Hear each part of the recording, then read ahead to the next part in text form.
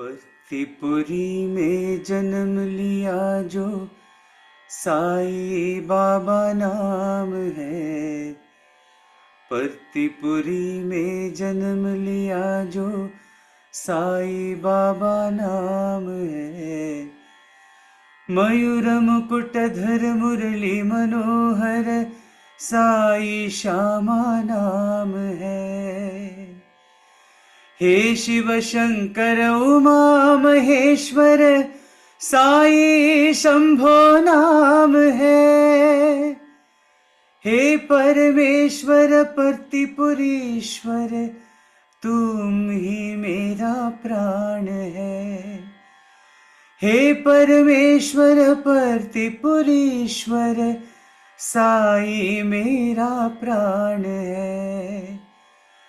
परतीपुरी में जन्म लिया जो साई बाबा नाम है।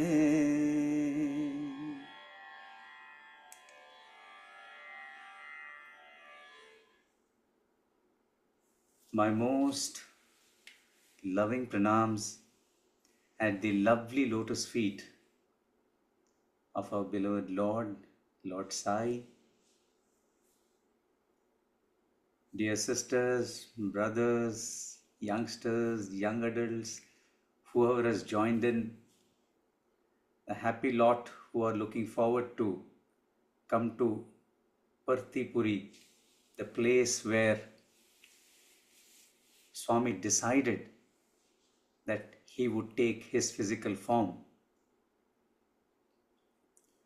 So this place, Puttaparthi, which a historian once called a stone's throw from Stone Age, it was such a backward village which was filled with ant hills. You know, Puttaparthi is basically means a place which is filled with ant hills, and its chief residents were snakes. Yeah, so if you go into the hills of Puttaparthi, even now you will find all the varieties of snakes. So it's such a place, Swami decided that he would make that his birthplace, the place where he lived, the place from where he taught the whole world how to live. So to that Puttaparthi, you're all making a journey very soon, and I have to congratulate all of you on this journey that you have started much earlier than the actual physical journey which you're going to undertake. So this evening, in fact, I was sitting in the mandir. There was a program by some of the devotees from Tamil Nadu state. And then they were singing the bhajans, and I was just praying to Swami, saying that I have to say a few words, Swami, to this lot, to this energetic lot that are coming. So I was just praying to Swami and seeking his blessings. And then suddenly this bhajan starts. Sarva dharma swarupa sai परती के अवतारा मेरे बाबा मेरे साई हिंदू मुस्लिम ईसाई आते हैं तेरे द्वारे मिलते हैं तेरे द्वारे.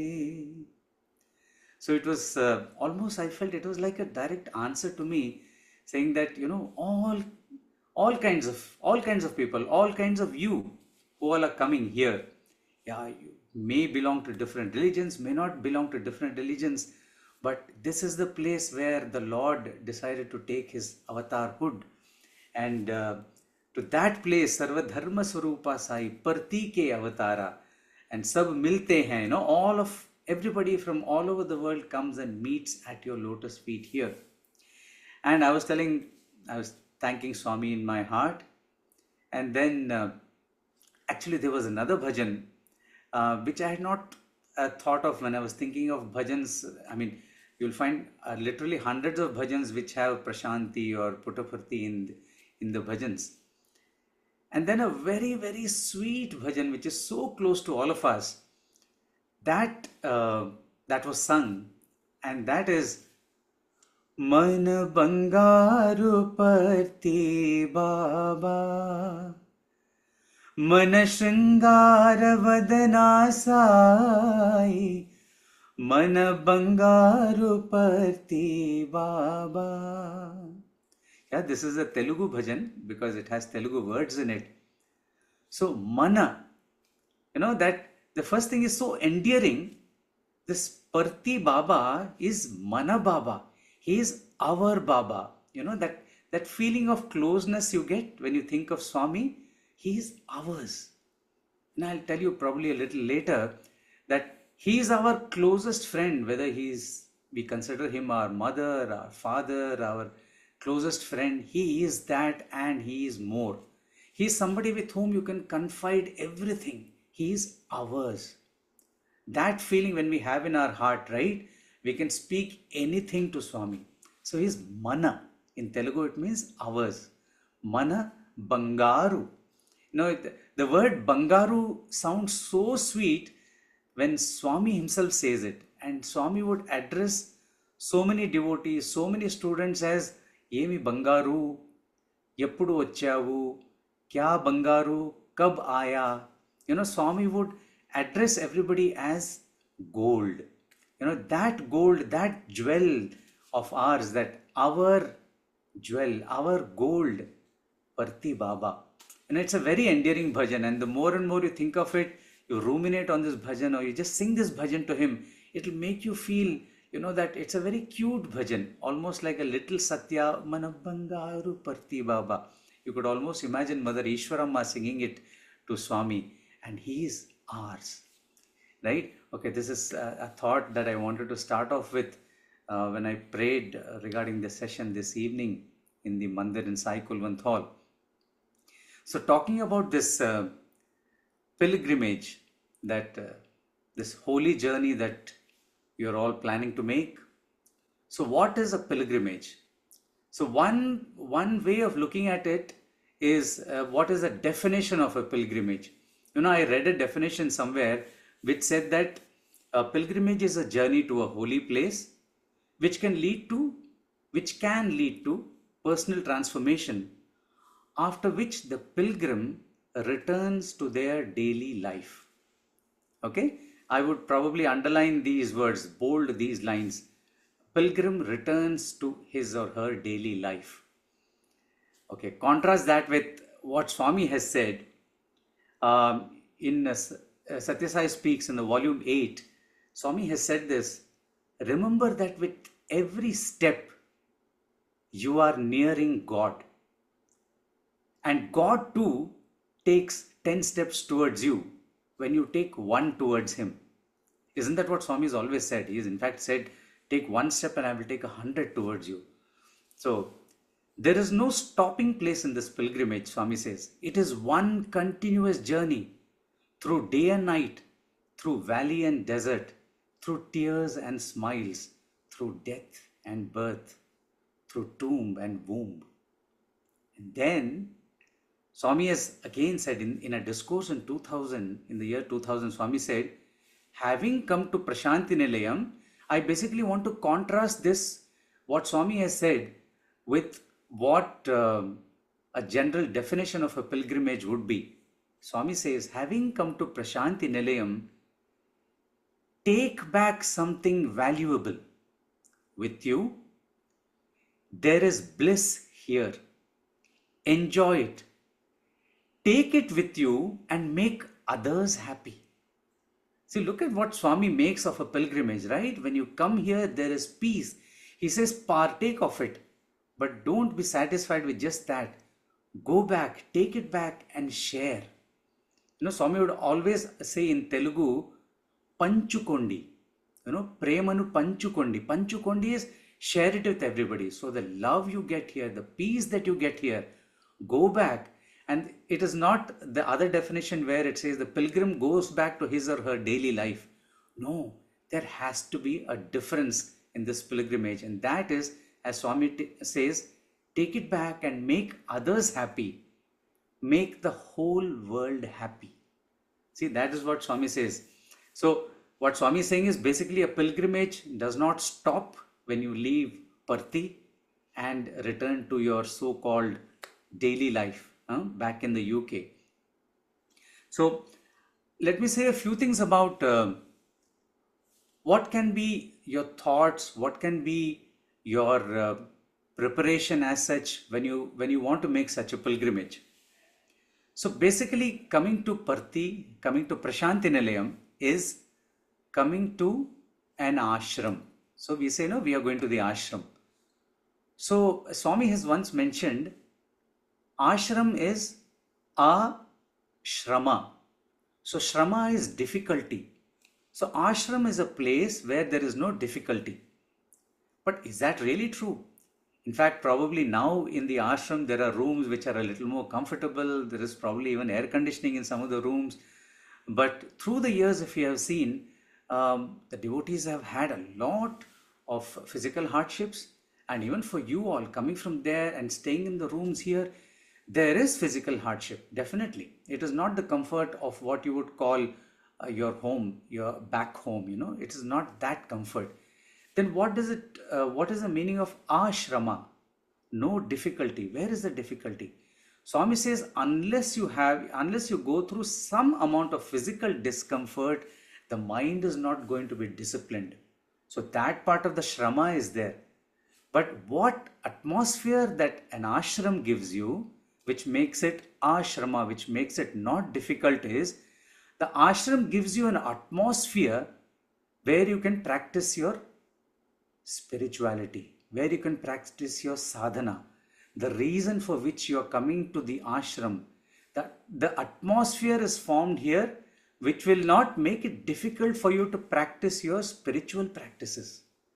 So that kind of shrama is not what you're going to face in an ashram. So that is what Swami says is ashram. So make an environment conducive for spiritual practice. And I think the first step, rather than the last step, is for us to offer our gratitude to Swami and tell him, Swami, thank you, Swami. I am making this journey towards you, this outward you. I am making this journey towards the outward you, towards this holy place of Prasanthi Nilayam, which was your own place. Swami, I am grateful. Swami would always tell us, gratitude, whether it was to teachers, whether it was to parents, whether it was to anybody. He would always say, bad boy, no gratitude. Or he will say, good boy, he has shown gratitude. Now, this is how Swami would teach us through our student days. If he found that we were either this way or that way of the scale, that is how Swami would always say that we must show gratitude. And what better way than to show gratitude to this Parthi Purisha, to our Mana Bangaru Parthi Baba. Show gratitude and tell him in our hearts every day, Swami, thank you, thank you, thank you. Yeah. So the next point I think is we need to be clear in our hearts and minds why we are undertaking this journey. Yeah. Swami had said that the ultimate truth about the journey is this. He says, when the road ends and the goal is gained, the pilgrim finds that he has traveled only from himself to himself. Right? Such beautiful words. So when I said that you're all making an outward journey, so when Swami says you made a journey from himself to himself or herself to herself, so when you are making this outward journey, the whole idea is to make the inward journey also at the same time. That is when a pilgrimage is really complete, when the inward and the outward journey are both meeting. So if you think you're coming to Swami's holy land, why are we coming here? We have to make our journey complete. So I think we all need to introspect, and each one, I may have goal A, one of you may have goal B, C, D. Each one may have different goals, but the single most goal is to feel Swami in our heart. How we are planning to achieve that is different. Like in our path, in our sadhana, if bhajan is a sadhana by which I connect to Swami, a lot of you may connect by that way. Some of you may connect through Vedam. Some of you may connect through Seva. So whatever it is, no, whether it is bhakti, jnana, whichever marga you're planning to take, it is like an auto rickshaw. You'll see a lot of auto rickshaws right here in Puttaparthi. So it has one front wheel and then two back wheels. So one of these margas, one of these paths is going to be your front wheel, but it is not without having the other two wheel, right? You can't have a three-wheeler without two wheels or with only two wheels. You must have all the three wheels, but there is one wheel which is driving. So just like that, we must have it clear in our heart what we are trying to achieve when we come here. It's not one thing, it may be multiple things, but each of us need to do that introspection and see what we are coming here for. And you are already doing it. This is another point I had thought about. It is that whenever you go to a place, we must listen to stories about that place, right? So if we are going to an Ayodhya, if we are going to a Mathura, you try to find out things about that place, right? So what you are all already doing is to find out things about this place, connect mentally and with the heart to that place, so that once you come here, the place is not strange anymore. You already have that connect from within to that place. So listening to stories, listening about the glory of the place, that is something that becomes part of the preparation that you are all. So when you come to Parthi, what are the various things that you're going to be part of? I think once we have a mental makeup and think what we are going to be part of right from the time we wake up early in the morning. Normally this happens when we undertake a pilgrimage like this. We are doing some things which we are not used to doing very regularly, but it has to be done very regularly during the time here. One of those things surely is waking up very early in the morning, yeah, and then going to bed early too.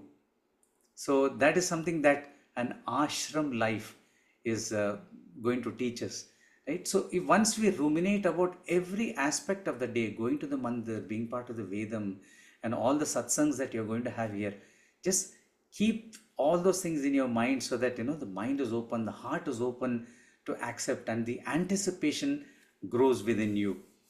And please, I sometimes walk around the ashrams either in the mornings or in the evenings, and the ashram is such a beautiful, calm, and lovely place. Listen to the sparrows, listen to the mynas, listen to the peacocks. Yes, the hills around the ashram have peacocks. Listen to the cuckoos. Listen to each of them say Sai Ram to you when you're around here. Yeah, you should. The audio and video that this place has to offer you is really, really beautiful. So that is something that you can look forward to. Any place, suppose we visit a holy place in India or anywhere, even if you're looking at a Bethlehem or any of these holy places where we know that holy masters have lived in those places. In India, we have places where they say that, Rama in fact put one step on this stone and then he walked when he was going past the river. Those kind of things. Rama, there's a place called Lepakshi which is close by, where Rama is supposed to come and met Jatayu, who had helped Lord Rama in the journey in finding Mother Sita. So Rama had just stepped into that place and then continued on his journey.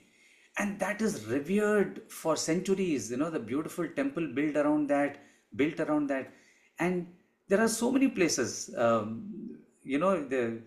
are a lot of small stories, especially in the north of India, all over India, in fact, where Krishna came here and in fact the Pandavas spent one night here and they continued on the way. And that place is revered so much, so much. Imagine a place where our beloved Swami, our God, our beautiful Lord Sathya Sai has spent 8 decades of his life here. And he has walked in every place of this beautiful place. How much more how much more valuable can such a place be? Isn't it? Just think of it. In fact, when I was telling one of the elderly uncles here, I said, just to imagine that Swami has walked here for decades, uncle. In fact, he corrected me and said, Ravi, don't say Swami walked here. Swami walks here. It is present continuous. So this is a place where Swami has spent his decades. He has taught all of us, he's taught millions of us how to lead our lives from this place. So how much more revered and how much more beautiful is such a place, where Swami in 2003, when he was talking to us in a discourse, and he was explaining to us how Mother Ishwarama had told him, because apparently the Maharaja, the king of Mysore, had come and had told Swami, I am going to give the entire palace away to you at Mysore. So Swami, why are you living in such a small place? You come away, Swami, come and you stay. The palace is yours, I am going to give. And Swami told the Maharaja that I am not going anywhere. I want to be here. I will be here. And then Swami goes on to say that Mother Ishwarama got very worried, thinking that Swami may in fact take, this is the Maya that surrounds the Deha Mata. The Swami may actually run away from Puttaparthi, seeing that a huge palace. Any of you who have not seen the Mysore palace must see it. Huge palace, and Swami is going to run away there. She comes and says, Sathya, Swami, you are going away to Mysore because they have offered the palace to you. Swami says, no, I am not going there, Amma. Then Mother Ishwarama takes a promise from Swami and says, promise me that you will not leave Puttaparthi. And Swami promises her. This is a very sweet, it is all part of the divine plan. But Mother Ishwarama's role here was to take a promise from Swami. And Swami gave a word to his mother, and in 2003 he goes on to say that is when I had decided that I am not going to leave Puttaparthi, and he continued his divine mission from here. So I was just talking about Ramayana, Rama, Sita. So there is a story which Swami has narrated very beautifully. He says, when Rama, Lakshmana, they were going in search of Sita in the forest, they took rest under a tree. And as they were taking rest under the tree, Lakshmana looks up to Lord Rama and says, brother, I think we should go back to Ayodhya. Rama asks him, why? He says, no, we have left all the luxuries of the kingdom and we have come here. Look at us, how we are suffering in the forest. I think we should go back to the kingdom. Lord Rama keeps quiet, smiles at him, then says, Lakshmana, get up, let us walk. They walk a little distance. As soon as they walk a little distance away from that tree, Lakshmana is immediately filled with a lot of remorse, a lot of guilt. And he tells Lord Rama, he says, Rama, what was I talking to you? How could I even say that we will go back to Ayodhya? This is where we have been. And Lakshmana sacrificed everything. He wanted to be only with Lord Rama. Why did that happen? So he asks his brother, he asks Lord Rama, why did that happen to me? And Lord Rama says, that is the effect of vibrations of a place. When the demoness Shurpanaka was passing by from here, she sat and took rest under this tree. And it is the vibrations of Shurpanaka under this tree, under which you also took rest. Those vibrations have affected you.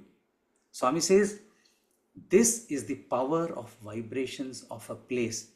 It can be negative, it can be positive. So it is very, very important to recharge ourselves with vibrations that are there in these holy places that we visit. And yes, definitely Prasanthi Nilayam. Swami once said that, years later, Swami said, in fact, hundreds of years later, when people come to Prasanthi, every brick, every piece of stone will be vibrating with God's name. Because here, God's name is sung morning and evening, uninterrupted for decades together. No, what a beautiful thing it is to be in the Sai Kulwant Hall, to be in the precincts of a holy place where Swami's bhajans have been sung morning and evening uninterrupted. Whether even back then in the 1950s and 60s, whether Swami would go to Bangalore or Swami would tour Andhra Pradesh for and Tamil Nadu and Karnataka for many days, the bhajans would not stop. Even later on, later years, when we would all come, when we have been here, Swami would go to Kodaikanal or Whitefield, bhajans would not stop. And Swami says that vibration, Swami is so sweet. He's the very embodiment of humility. He doesn't say, that I have been here. These are my vibrations. He says these are the vibrations of the bhajans that praise him. He says every brick has absorbed it so much that for hundreds of years they will give out vibrations. So as Lord Rama explained to Lakshmana, vibrations of a place are very, very important to think about what they can do to us. So positive vibrations, divine vibrations will fill us. Yeah. So, and another place I felt, many of us, people like me, for example, we are permanent residents of a workshop. Yeah. So I would like to think of myself as a car that constantly needs repair. And then because Swami has said that Prasanthi Nilayam is like an automobile where all parts of a car are repaired, reconditioned, and returned to the owner with new tires, new parts, and new painting. Swami goes on to say, you who come here should shed your evil habits and thoughts like untruth, etc. and go back with a fresh outlook so that your friends and others should find you to be a transformed person. So what is the other thing I had said earlier, where Swami had said that come back, come here, go back to where you are and spread the happiness to others and to the whole world. So Swami says, go back with a fresh outlook. We have to fill ourselves with love and peace so that people should find us to be a transformed person. They should feel happy from your better behavior. Thus, you will contribute to the progress of your nation. So this is something that Swami had told the youth in the 1997 World Youth Conference that had happened in Puttaparthi. So this was a direct message from Swami to the youth. So all of you being part of the youth group that are coming here, I think it's a direct message to all of you. So the best way to inspire people is by actions, right? No amount of speaking is going to inspire anybody. See, if I say Swami, so beautiful, Swami has written and directed this drama called Cheppinattu Chestara, and it's a Telugu drama which translates to "Do you do as you speak?" Cheppinattu Chestara. So for Swami, it was very important that if we speak something, we have to do that. If we are only speaking and we are not acting what we do, nobody is going to follow us. There are sometimes some people come and ask me things like, how do I make sure that my friends follow me for bhajan session? I'm trying to call my friends, they're not coming for bhajans. So you can call your friends for bhajans. But you know what is better than that? If you go for a bhajan session, if you go for a satsang session regularly, if you go for doing seva, and your friends find that because of doing that, there is a visible difference in your behavior. They think, X, Y, Z, there is something different about him or her. There is something more loving. There is something more peaceful. There is something different from, about this person. That is more inspiring for somebody else to come and do what we want them to do. This satsang that Swami talks about is to be in the company of good people, to be in the company of people who are in short, I would say, who are on the path that Swami expects all of us to be. So that Cheppinattu Chestara, that is the best way that if we think a pilgrimage has done some good to us and we go back home, people should feel inspired that some kind of a transformation has happened. A person may be good, he may be better after the pilgrimage. So that is something that should happen. Okay, well, I am in Parthi. I said that I probably am a permanently under repair vehicle. So Swami is always working on somebody like me. So how did I come to Parthi? It is, like I said, every auto rickshaw has a wheel. So the very first day that I joined Swami school in Ooty when I was 7 years old, Swami had asked me to sing a bhajan. And that was the day when he probably decided that Bhakti Marga through bhajans, which I'm truly grateful for, is such a beautiful marga to feel him in our hearts. That and it helps. We always, in the bhajan group, we always say it helps that Swami was Gana Priya. Now he would love music, and truly grateful that this thing can make this path of bhajans can make all of us feel Swami within us. So there was this as a little child, I sang the bhajan I sang before Swami was Bolo Narayana. But a year later, when Swami had visited Ooty, I had sung this very nice song in Tamil, which I would love because my father loved that. And my parents had changed the words to suit Swami. It was actually a Muruga bhajan on Lord Muruga.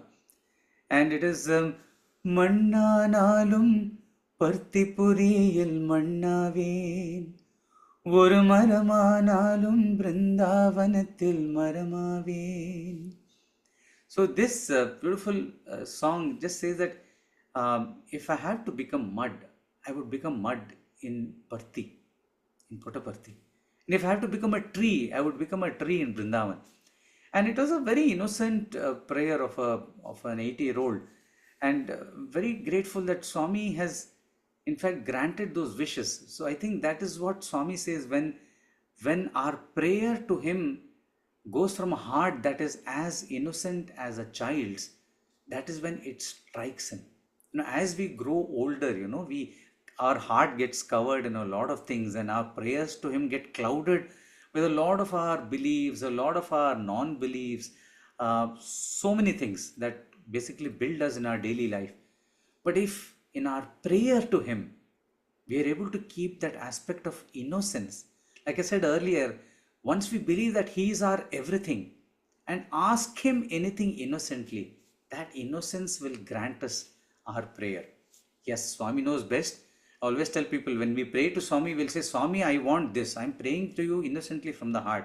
But Swami, innocently, I also ask you that I should have the results by tomorrow. That is not done, right? So when we ask something of Swami, we should have also the knowledge that Swami knows when it is right for us to get what we seek from him. There was, when I talk about, Swami, if I have to become mud, let me become mud in Parthipuri. There was this great Rishi, there is a Swami Amritananda. Way back in 1958, he had Kasturi Garu had got in touch with this Swamiji. The Swamiji had met Kasturi Garu in Bangalore, and he was already 85 years old at that time. And he said that a little girl had come up to this Swamiji in Bangalore and given a photo of our beloved Swami back then, 1958. And this sadhaka, this Swami Amritananda, he had been in the Sringeri ashram in Karnataka. He had followed spiritual practices in Dwarka. He had been to all the Shankara Mathas. He had been to Rishikesh. He had meditated in the Himalayas. He had done all this. Okay, and he was on the way to Sringeri to celebrate Vijayadashami, part of Dashera. There is when this little girl came out of nowhere and gave him a small photo of Swami, and he was so enamored by Swami, he said, I have to go to Puttaparthi, this place, and see this Swami. And he heard that there is one Mr. Kasturi who is a biographer of Swami. He writes on Swami and who is also in Bangalore. So he somehow met Kasturi Garu and said, you must take me to Parthi. The moment Swami Amritananda came here,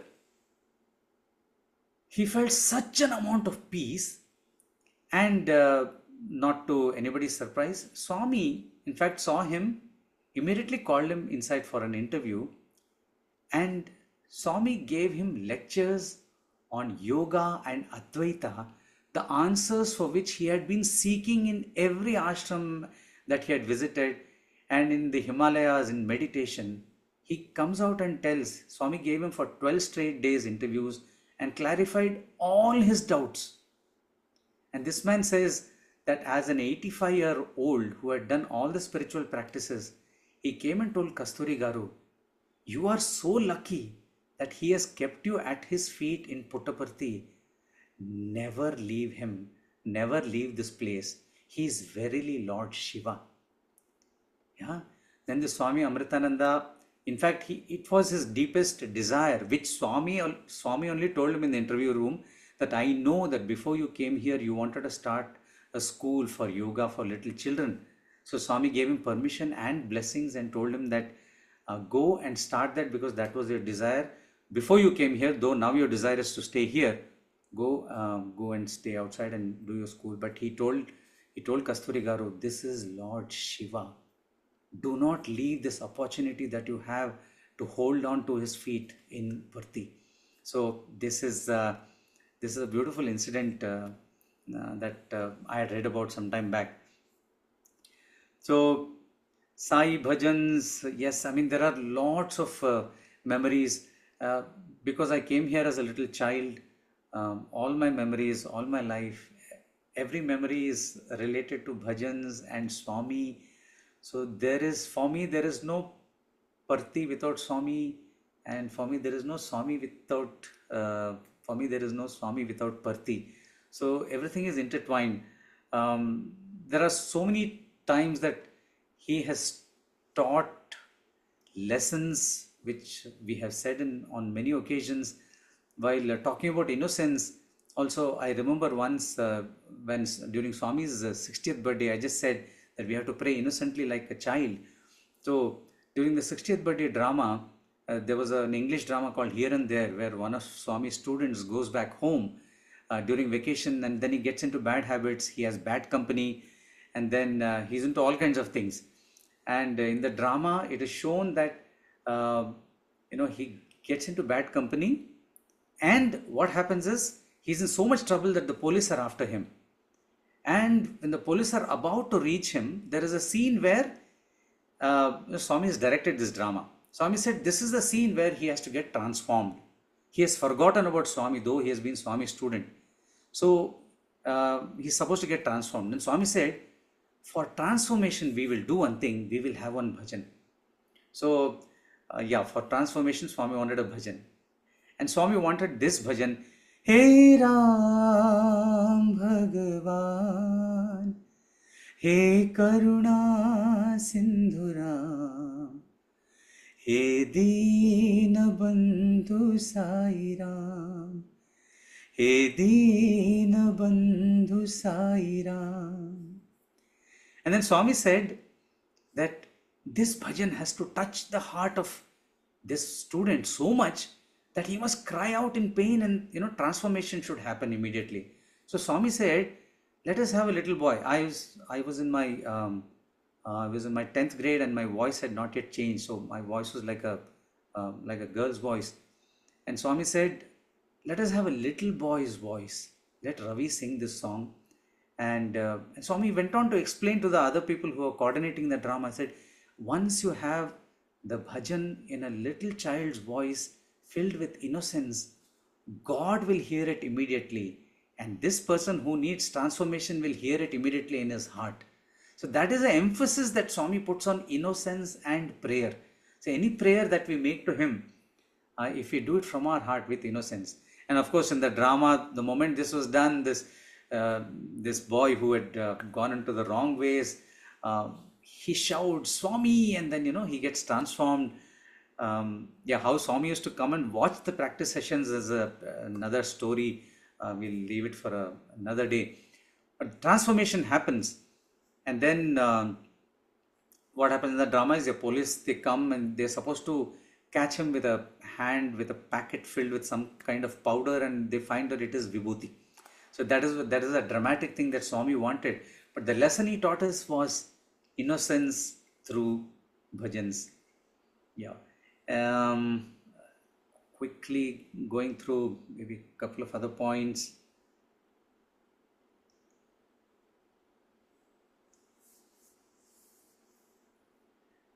Yeah, there are a few bhajans around which, just because we are talking about Partipuri, I just remember that we were sitting in the interview room once, and then Swami was he was talking to all of us, and this very beautiful poem in Telugu, which ends with saying that this beautiful Lord of Puttaparthi will never let you go.